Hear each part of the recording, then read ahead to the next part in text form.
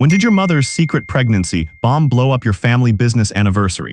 I'm sitting here in my beat-up 2018 Honda Civic, engine running because the AC unit in apartment 3B broke again, and I just realized my entire life is one giant, poorly managed family business conflict, culminating in what was supposed to be a nice evening, but turned into an absolute nuclear meltdown. I am currently parked in the back lot of the hotel where the reception was held, staring at my iPhone 14 with a cracked screen which says it's 2:17 a.m., and honestly, if I don't vent this to the internet, I think my brain might actually short-circuit. The short version is, my deadbeat mother, who is absolutely obsessed with appearances and has been running the family business into the ground for 5 years, just dropped a bombshell about a secret pregnancy right in the middle of a toast, and somehow it involved my deeply annoying copycat friend Owen. But to understand the full magnitude of the disaster, you need the context. And believe me, the context is bad. My name is Jack Hayes, 49M. Yes, 49. I should be well past this level of drama, but no. I am the eldest son, the logical one, the one who actually knows how to run the accounting for the regional chain of funeral homes my grandfather started, Hayes & Sons, naturally. We were celebrating the anniversary of the business, not a funeral home opening, just the business existing because my mother, Dennis Walker,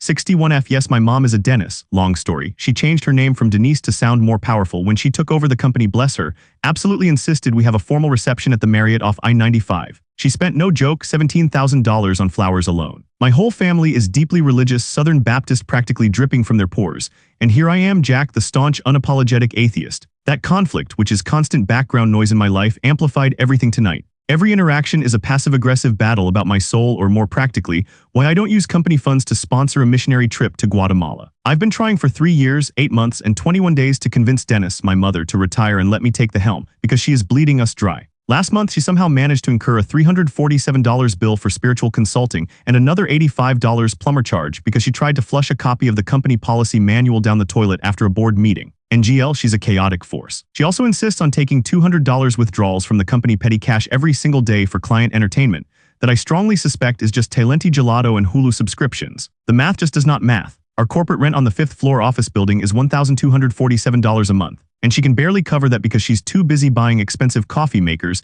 and those dumb Apple Watches for every low-level employee. The reception tonight was already miserable. It was 5:30 p.m., the ballroom smelled like old lilies and bad champagne, and I was stuck next to Owen Allen, 56M. Owen is not actually a relative, he's my oldest friend, but he has this profoundly disturbing habit of copying literally everything I do. When I bought a Tesla, he bought a slightly cheaper, uglier Tesla knockoff. When I got my AirPods Pro, he bought the ones that look like off-brand white earbuds and constantly complains they fall out. 2 years ago, I bought a Ring doorbell. 3 weeks later, he installed a much more complicated, slightly fuzzier knockoff that records his neighbors fighting over a parking spot. He was wearing an absolutely identical suit jacket to mine, only his was a shade too tight and clearly came from a store that specializes in discount formal wear. You know, Jack, Owen started, leaning in conspiratorially and spilling cheap sparkling wine onto the tablecloth, which, knowing Dennis, she probably rented and will charge the business for. I am thinking of getting into the funeral business. Hayes & Sons, you guys are stable. I wanted to scream. Owen, no, it's a nightmare. Dennis is destroying the profit margins. We only made $43.67 on the grocery run this week because she insists on buying artisanal cheese for every wake, even if it's a closed casket service. See, that's smart, Owen said, nodding gravely, completely missing the point.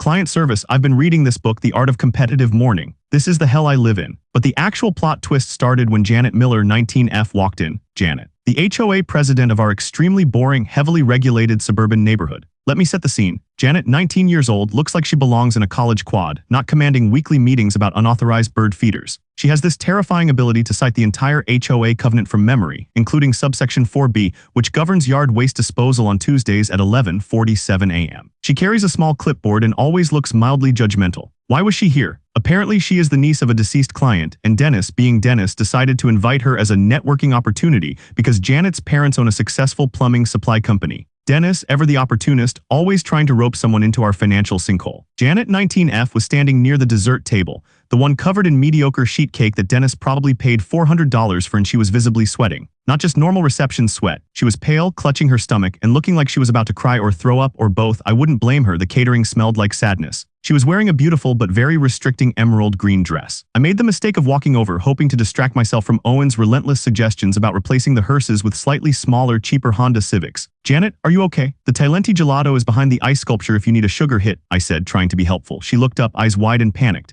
Mr. Hayes, I'm fine, just the lighting in here is very warm. At this moment, Dennis, my mother, decided it was time for her grand toast. She grabbed a microphone, which immediately let out a screeching feedback sound that made 3 people spill their drinks. She tapped the mic dramatically, wearing a massive, slightly tacky brooch that must have cost another $500 in necessary business attire. "My dear family, friends, and esteemed business associates," Dennis boomed, her voice echoing off the cheap Marriott paneling. 2 years, 8 months, and 7 days ago, I took over this sacred legacy. And through prayer and yes, through very shrewd budgeting, we have flourished. Shrewd budgeting? She literally used the company credit card to buy me a Peloton for my birthday, which now sits gathering dust in the garage. She went on for what felt like an eternity, droning on about faith, commitment, and the importance of hiring only the most dedicated staff, meaning my brother, who literally cannot remember passwords to save his life and currently has 27 missed calls in 1 hour from his wife. Then she got to the surprises part. This is where my stomach started to drop. I felt that familiar wave of physical nausea. My hands started shaking slightly, the same way they do when I realize I forgot to file the quarterly taxes. And speaking of new life, Dennis continued, smiling this wide, unnervingly enthusiastic smile, God has seen fit to bless our little corner of the world with an absolutely astonishing miracle. A new generation ready to carry on the Hayes name. I looked at my brother. He was already married with 3 kids. Was his wife pregnant again? No, he looked just as bewildered as I felt. Dennis turned, beamed at Janet, and then threw her arm around the visibly trembling 19-year-old HOA president. My dear Janet Miller, who has done so much to keep our property values pristine, Dennis declared, making eye contact with every single person in the room, has a surprise for all of us. A very, very important business decision. Janet looked absolutely horrified. She tried to step back, but Dennis' grip was like a vice. I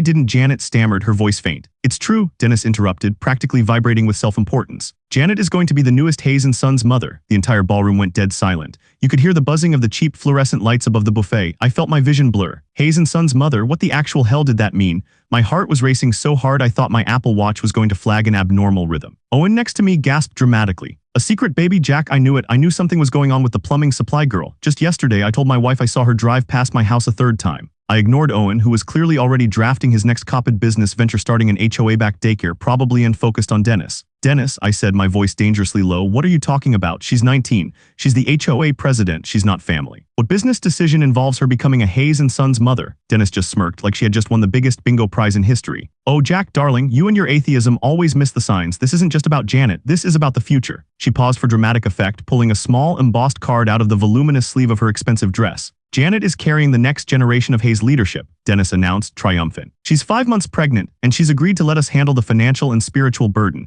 in exchange for signing a prenuptial agreement that ensures the child will be raised under the Hayes name and will inherit shares in the company upon reaching 25. A cold, horrible wave washed over me. I wanted to throw up the 2 tiny appetizer meatballs I had managed to eat an hour ago. Prenuptial agreement? Shares. This was corporate acquisition disguised as a shotgun wedding. Wait, who is the father? I demanded, my voice cracking slightly. I felt the absolute rage building, the kind of rage that makes you want to key someone's BMW they can't afford, which is exactly the car Dennis drives. Dennis waved her hand dismissively. That is secondary. The father is, well, someone who is clearly incapable of providing the stability a Hayes heir deserves. Janet, looking utterly miserable, finally yanked her arm away from Dennis. She was crying now, mascara starting to run down her cheeks. I'm sorry, Janet whispered, loud enough for only the immediate people to hear. I didn't want this announced like this. I just needed the money for the prenatal care. The insurance deductible wasn't met, and I couldn't get an appointment for 3 weeks, and I'm supposed to meet with a high-risk specialist. I was devastated, but also weirdly relieved that Dennis was using company funds for actual medical care instead of artisanal cheese, even if the motive was deeply messed up. The sheer transactional nature of the deal was appalling. So you bribed her? I accused Dennis, stepping forward.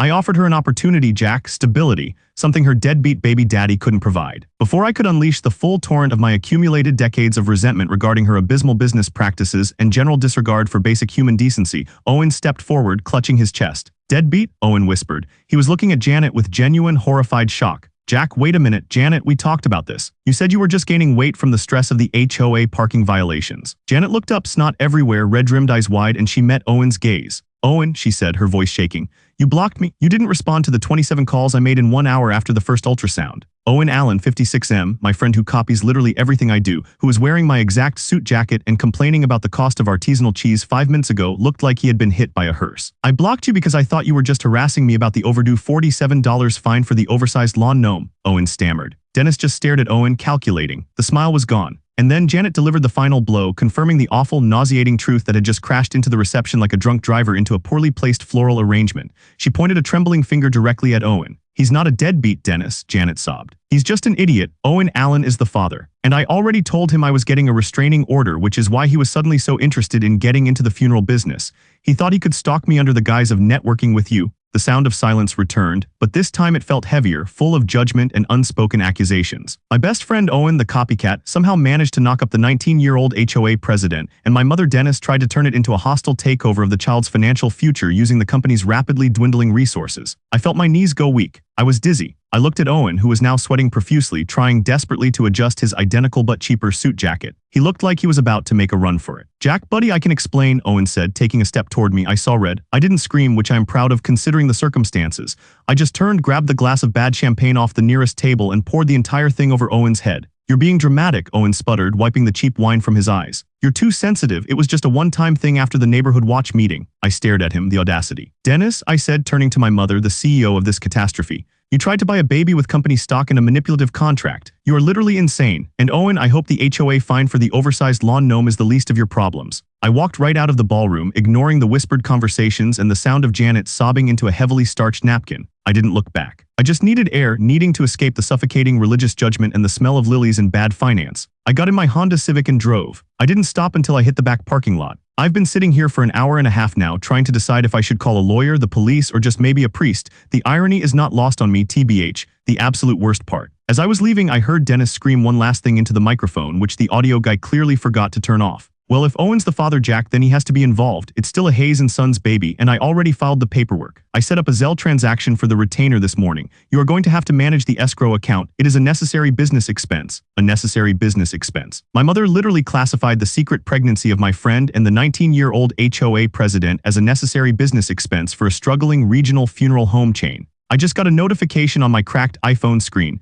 A Venmo request from Dennis Walker for $750 with the memo. "Baby fund seed money urgent." I'm checking my bank account right now, and the $1,247 rent payment bounced because Dennis already used the operating funds. I have $14.32 in my personal checking. I haven't slept in 48 hours and I'm running on gas station coffee. I'm done. I'm just done. I'm blocking everyone. I'm taking the dog, changing the locks, shutting down the corporate Venmo account, and changing my number. The Hayes & Sons legacy is officially a financially illiterate, spiritually misguided dumpster fire tied to a teenage pregnancy. And I am pretty sure I am the only one who knows the Netflix password, so I've got leverage. I'm going to block Dennis. I'm going to block Owen. I'm going to block Janet. I can't deal with the HOA drama right now. Blocking everywhere. Total operational shutdown. Wait, my phone just buzzed. It's Dennis. She bypassed the call block because she used the office landline and I accidentally picked up. "Jack," she hissed, background noise confirming she's still at the reception. "I need you to come back right now. Owen ran out and Janet is still crying. I need you to secure the premises, and more importantly," she paused and her voice dropped to an urgent whisper like she was sharing classified information. "I need you to pick up the placenta. It's on dry ice in the walk-in freezer at the hotel kitchen." I told them it was a highly specialized, very expensive catering product and we need to process it immediately. "It's crucial for the business plan, Jack. It's listed as a future asset acquisition." Wait, what? The placenta? My jaw literally dropped, like cartoon character jaw drop, the rage I felt. "You're remembering it wrong," I mumbled, trying to deny the reality of what she just said. "I never said that I was going to turn it into a decorative piece, Jack. Don't be dramatic. Just get down here and pick it up. The security deposit on the walk-in freezer is due by 4 a.m. and I don't have $600 cash. You're the CFO, Jack. Figure it out." Then the line went dead. I am staring out the car window. It's 2:23 a.m. I am physically shaking. My mother is asking me to commit what sounds like a health code violation involving a placental future asset acquisition. Owen is hiding, and I have to choose between paying the security deposit for frozen human tissue or figuring out how to stop the imminent foreclosure on my apartment. I am so wired right now. What the actual hell do I do? Am I the asshole here? Did I overreact by pouring wine on Owen? Tell me I'm not crazy. I need to figure out this placenta situation first because I'm pretty sure that's a felony. And if I have to go back to that reception, I'm going to need a plan, and a new career, and maybe a therapy appointment because this is too much for a Tuesday night. Don't even get me started on the fact that I just realized Janet is probably still living in apartment 4C, directly above me, and this means Owen has been sneaking into my building for months. I'm still sitting in the Civic, the engine running, staring at the text message from Dennis about the future asset acquisition. It is now 2:45 a.m. I haven't moved. The sheer, overwhelming absurdity of the situation is keeping me rooted here, trembling slightly because I haven't had a solid meal since Tuesday and my adrenaline is running on fumes and existential dread. I mean, how do you even approach a situation where your 61-year-old mother, who renamed herself Dennis for perceived business power, has convinced a major hotel chain to store a human placenta on dry ice in a commercial walk-in freezer under the pretense of it being a highly specialized catering product? I pulled up Google Maps just to confirm how far the Marriott kitchen entrance was from where I was parked. A 3-minute walk. 3 minutes to potential felony territory involving biological waste and $600 in refundable security deposits that I absolutely do not have. I realized I had two immediate problems. 1, the placenta. 2. The $1,247 bounced rent check. If I ignore the placenta, Dennis will call the police on me for destruction of corporate assets or some equally unhinged charge, and then I'll have to deal with the inevitable spiritual lecture about how I am disrespecting the sanctity of life or something. If I pay the security deposit, I am enabling her illegal activities and still broke. I took 3 huge, ragged breaths. I chose option 3, immediate blocking and logistical defense. I pulled out my phone. First target, the Venmo request. I hit decline on the $750 baby fund seed money urgent request.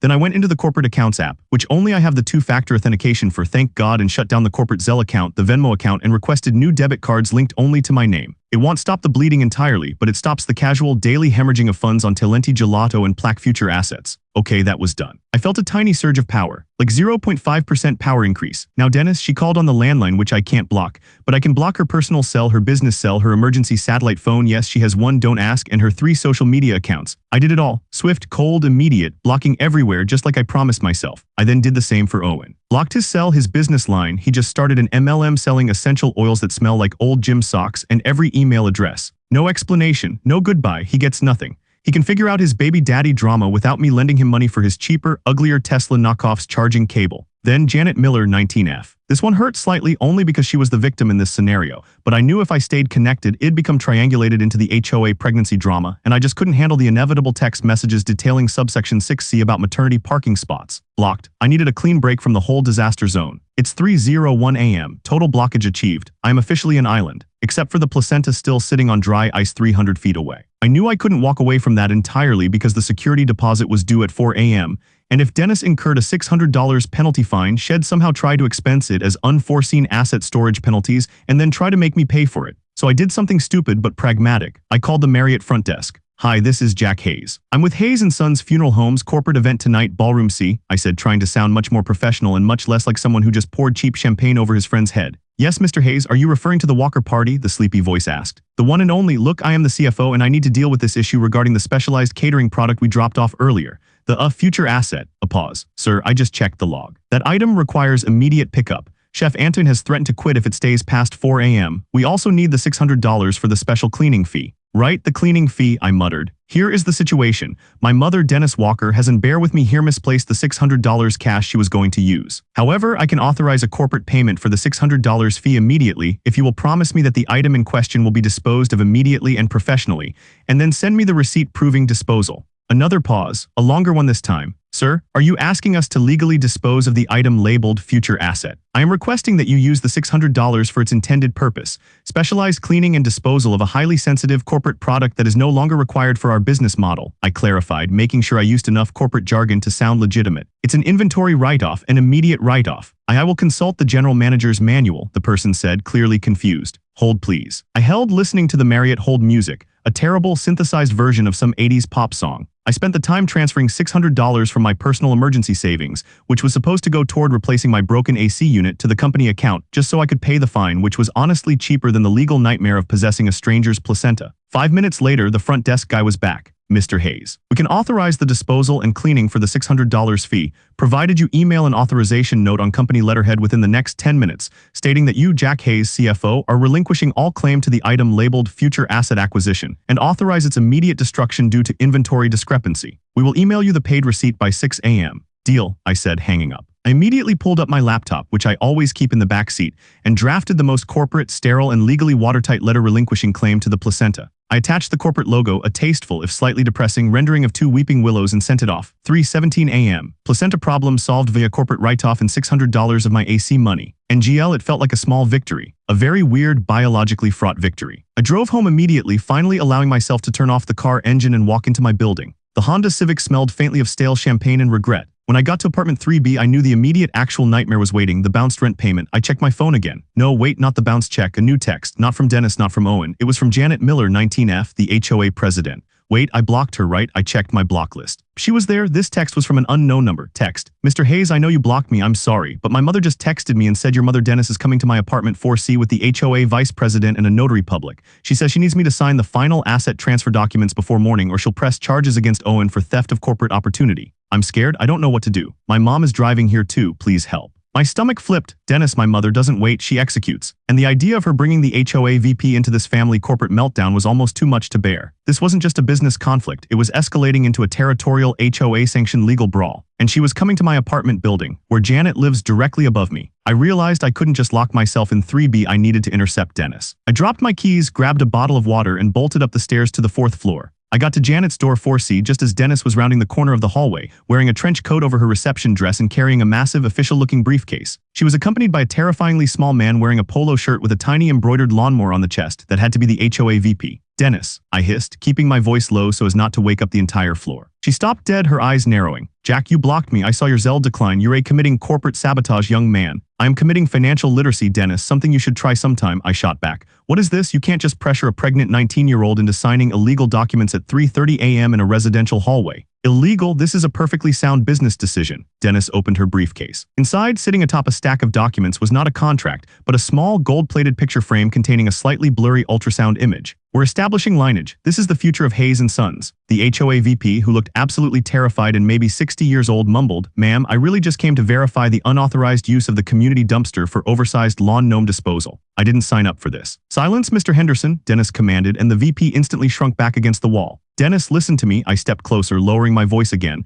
"I just paid $600 to the Marriott to dispose of your future asset acquisition. I sent the authorization note on Hayes & Sons letterhead. It's done. It's gone. The asset is written off. You can't involve Janet or her child in this corporate insanity." The color drained from Dennis' face. She looked genuinely shocked, like I had just personally defaced the statue of the founder of the Southern Baptist Convention. You destroyed the collateral, Jack. That was the cornerstone of the whole tax write-off plan that was going to secure the 15% interest loan from the Church Community Trust. The Church Community Trust gives loans based on biological materials, I demanded, genuinely horrified. "No, you idiot," she whispered fiercely. "They give loans based on the spiritual commitment to protect and nurture a new heir to the Hayes legacy. The placenta was proof of the spiritual commitment. It was going to be dried and displayed in the corporate conference room next to Grandpa's taxidermied hunting dog." I physically recoiled. "You were going to display human tissue next to a dead dog in a funeral home conference room? Dennis, that is not business, that is a horror film." "It's symbolic," she insisted. The door to 4C cracked open slightly. Janet peered out, looking pale and scared. "Is she still here? My mother is almost here. She's bringing her lawyer." "See, Janet has legal representation coming, Dennis," I said, turning to my mom. "This is over. You tried to buy a baby with company money that was supposed to cover rent, and now I'm having to deal with the bounce check and $600 in disposal fees. You are done running Hayes & Sons." "Nonsense," Dennis shouted. "I will file a temporary restraining order against Janet for interfering with corporate assets.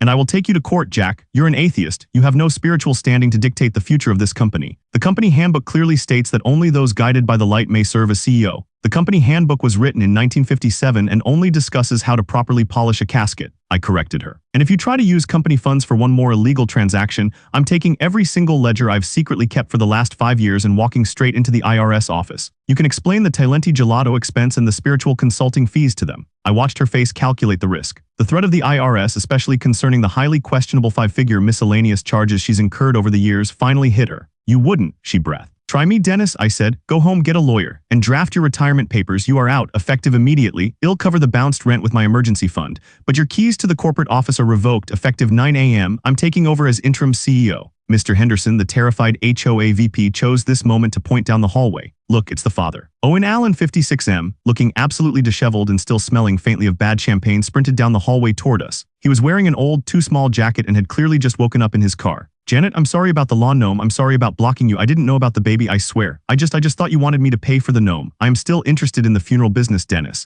I can manage the escrow account. I'll take the baby." Owen yelled, sounding utterly desperate. Janet threw open her door, stepped into the hallway, and she wasn't crying anymore. She looked absolutely furious. "Owen, stop talking," Janet demanded. She pointed at him with a steady finger. "You are 56 years old. I am 19. You blocked me over a $47 fine for a novelty item. You are not taking my baby. You are taking a paternity test, and then you are taking on your legal financial obligations. My mother's lawyer will contact you tomorrow. Now leave my apartment building before I fine you $100 for unauthorized solicitation on the 4th floor." The shift in Janet was stunning. From terrified victim to commanding HOA president taking back control of her life. I was genuinely impressed. Owen looked devastated. "But the Hayes & Sons legacy is irrelevant to you, Owen," I cut him off. "Go home." Owen looked from Janet's angry face to Dennis' shocked face to my determined face. He realized he was utterly alone. He turned and slunk back down the hallway defeated. Dennis glared at me one last time, stuffed the ultrasound picture back in the briefcase, and marched past me toward the stairs. You'll regret this, Jack. I'm going to hold the largest, most successful funeral for your atheism this city has ever seen. Just make sure you expense the casket correctly, Dennis, I called after her. I turned to Janet. She still looked exhausted, but the fear was gone. Thank you, Mr. Hayes, she said softly. I really didn't want my mother to walk in on that. I just needed to stop her from forcing me to sign something while hormonal and exhausted. No problem, Janet. You handled Owen beautifully, I admitted. Look, I need to go deal with the financial fallout of my mother's temporary insanity. I just want to say I'm sorry for all of this, and I hope you get the prenatal care you need. And please just file the HOA papers correctly. I can't afford any more fines. She actually managed a small, tired smile. I promise no fines for 3B, and good luck, Jack. You have a huge mess to clean up. I nodded, feeling the weight of the company, the bounced checks, the entire legacy crashed down on me. I watched Janet close the door. Mr. Henderson, the HOA VP, was still pressed against the wall. Did I just witness corporate fraud tied to a paternity dispute and a placental write-off? He whispered. You witnessed the retirement of Dennis Walker, I confirmed. And yes, you should probably document the unauthorized solicitation. I went back down to 3B, dropped onto my couch, and finally around 4 a.m. I allowed myself to crash. So 2 days later, I haven't slept properly. I've been living on stale gas station coffee and the residual adrenaline from the great placenta debacle. I spent Wednesday morning at the Hayes & Sons corporate office, which smells permanently like lilies and old paper. I changed the locks immediately, revoked all company credit cards except one emergency card I keep in my own wallet, and spent 7 hours meticulously going through the books. It's worse than I thought. Dennis wasn't just using corporate funds. She was actively trying to open a subsidiary company, Hayes & Sons Spiritual Wellness, which specialized in grief counseling and selling ridiculously overpriced essential oils. The $17,000 flower bill from the reception, it was actually billed to the new subsidiary. She was trying to shift the debt. NGL, she was a chaotic force, but she was creative. I had 3 major interactions over the next 48 hours. Interaction 1, the lawyer. I managed to get a consultation with a corporate lawyer who specializes in small business succession planning. It cost me $300 just for the initial meeting, but it was worth it. I laid out the entire situation, the secret subsidiary, the bounced rent, the attempt to acquire a child through stock options, and the placental future asset. The lawyer just kept shaking his head. Mr. Hayes, your mother is a liability. However, because you are the elder son and have maintained the actual financial accounts for the last 5 years, you have a strong claim to take over via emergency internal restructuring. We need to freeze all non-essential assets and formally petition the board for her removal. The board is my brother who can't operate a smart TV and my aunt who believes in faith healing, I told him. He sighed. This is going to be messy. But based on the evidence of financial malfeasance and the unauthorized Zelle transactions, we can get an injunction. It was complicated and expensive, but I had a clear path forward, corporate blocking. Interaction 2, my brother. I called my brother, who is technically the vice president of operations translation. He drives the hearse. Hey Jack, what's up? Mom called and said you had a crisis of faith and were stealing all the good coffee makers from the office. She's lying, Brian. She's out. I'm taking over. She's bleeding the company dry. I need you to sign documents recognizing me as interim CEO so we can get an injunction before she empties the last emergency line of credit. I showed him screenshots of the $347 spiritual consulting bill and the $85 plumbing charge. He actually got mad about the toilet policy manual incident because he said she wasted good paper. Look, Jack, I don't care about the money. I just want the company to exist so I have a job, he admitted.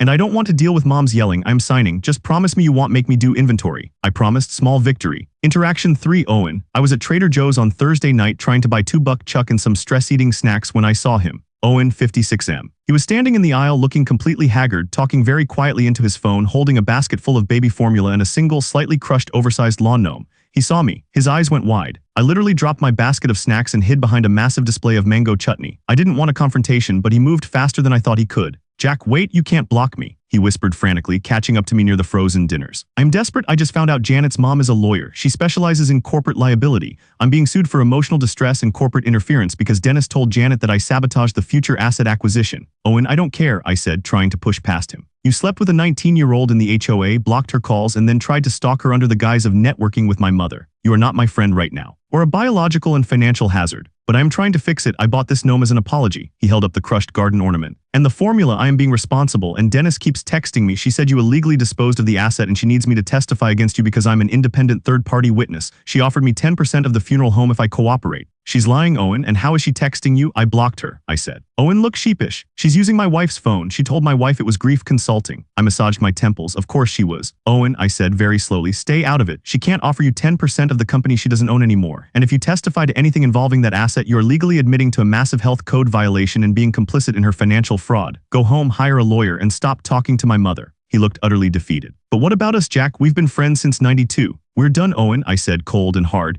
You copy everything I do, but you copied the wrong thing this time. You copied my family's drama, and I am actively divorcing myself from it. You need to do the same. I walked away, leaving him standing next to the frozen ravioli staring at his crushed lawn gnome. Fast forward to Friday. I was holed up in the office signing emergency checks to cover the bounced rent and the Marriott disposal fee when my phone rang. Unknown number again. I hesitated but answered. "Hello, Jack darling, it's your mother. I'm calling from the missionary trip satellite phone. You can't block this." I froze. "Dennis, where are you?" "I'm in Guatemala," she announced cheerfully. I decided to take a spiritual sabbatical. The stress of your atheism and corporate sabotage was simply too much for my delicate nerves. I decided to sponsor the entire missionary trip with the remaining corporate funds. It's a necessary spiritual expense. And I've designated myself as the lead spiritual consultant, so it's all tax deductible. I'll be back when the light guides me home, or when the cash runs out, whichever comes first. I hung up the phone. I literally just stood there, breathing into my hand, trying to process that she had escaped the country and drained the operational account one last time to fund a religious trip to Guatemala, citing it as a necessary spiritual expense. I immediately called the corporate lawyer. "She's gone, she's in Guatemala. She drained the account for a missionary trip," I explained, voice flat. Wow. "That simplifies the injunction process significantly, Mr. Hayes," the lawyer said, sounding only mildly surprised. "This solidifies your position as interim CEO due to corporate abandonment and misuse of funds. But the funds are gone. How do I run a funeral home with $14.32 in the account?"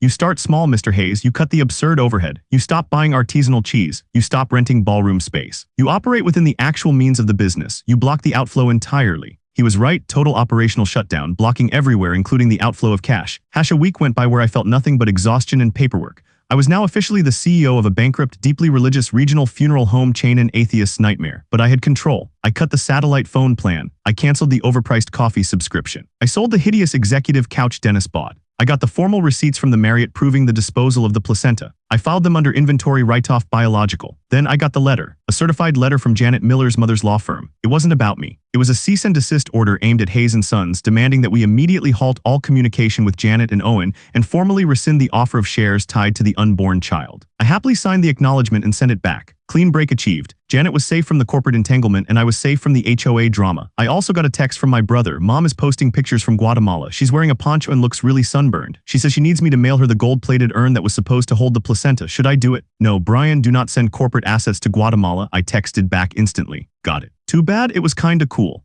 Update. This morning he showed up at my door. I was making coffee, cheap generic coffee, a huge change from the expensive stuff Dennis used to buy when I heard the frantic knocking. It was Owen. He looked terrible. He was wearing the same slightly too tight suit jacket and carrying a thick, legal-looking binder. "Jack, you have to unblock me. I need your help. I'm drowning." I didn't let him in. I stood in the doorway. "What do you need, Owen?" "Janet's lawyer is serious. She's demanding full retroactive child support for the last 5 months, plus damages for emotional distress, and they want the HOA to charge me for the use of the community pool without proper authorization, which is a $500 fine." "That sounds like a problem you created, Owen," I said, utterly devoid of sympathy. "But Dennis called me. She told me you were defrauding the company, and if I helped her, she'd make me the vice president of marketing. I met her friend who sells essential oils. I told them everything." I sighed. "Owen, she is in Guatemala. She promised you 10% of a company she doesn't own and a VP title to get you to rat me out. She used your need for relevance against you. But she said the essential oils were mandatory for all corporate wellness packages." "Owen, everything Dennis says is a corporate fiction designed to sustain her spending habits," I explained, leaning against the doorframe. "You need to hire a legitimate lawyer and focus on being an actual father, not a copycat executive. I can't help you." He slumped against the door. "I just wanted to be like you, Jack, successful, stable. I thought if I got into the funeral business, I could finally be recognized." "You already have a child, Owen. That's more stability than I have right now," I pointed out. "Go take care of your responsibilities and stop buying cheap knockoffs of my life choices. It never works out." He nodded slowly. He looked truly broken. I guess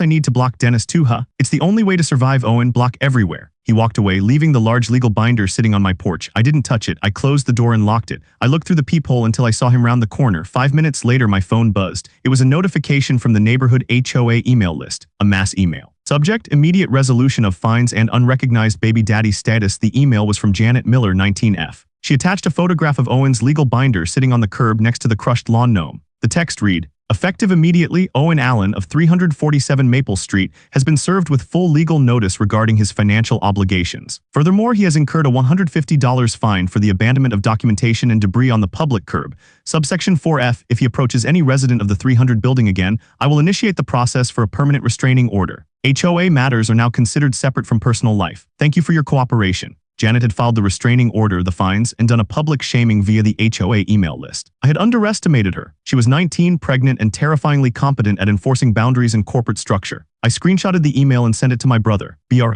Wow, is she single? Emmy, she's busy. Brian, leave her alone." 3 days after that, I am now fully entrenched as the interim CEO of Hayes & Sons. The name is too recognizable to change, but the operations are mine. I am running things from a tiny, cheap office space I rented downtown. The old corporate office is up for lease. I'm selling the company cars, including Dennis's BMW, to stabilize the accounts. I still wake up in a cold sweat sometimes, thinking about the placental asset. I've realized my entire life was built around constantly reacting to the chaos Dennis created. My atheism wasn't just a belief system. It was a desperate attempt to find logic in a family that thrived on spiritual and financial anarchy. I've blocked everyone and it feels amazing. My phone is quiet. I still check my accounts obsessively, but the balance is slowly climbing out of the red. I'm eating ramen every day, but I am sleeping peacefully for the first time in years. I haven't talked to Dennis. I saw a picture she posted of herself baptizing a local goat in Guatemala, captioning it, "Hayes & Sons expanding our flock." I forwarded it to the lawyer as further proof of corporate insanity. I'm working with Janet's mother, the lawyer, ironically. She's helping me draft the formal documents to finalize Dennis's removal, viewing the stabilization of Hayes & Sons as beneficial to her daughter's future financial security. The irony of working with the mother of the 19-year-old HOA president to dismantle my own mother's empire is not lost on me. I realized that setting boundaries isn't just about saying no. It's about active, total operational shutdown of toxic elements. It's blocking the emotional, financial, and personal access points that allow people like Dennis and Owen to drain you. I still have bad days where I mourn the loss of my relationship with Owen, however transactional it was. And I hate that I had to burn bridges with Janet, who was ultimately just a kid caught in the crossfire,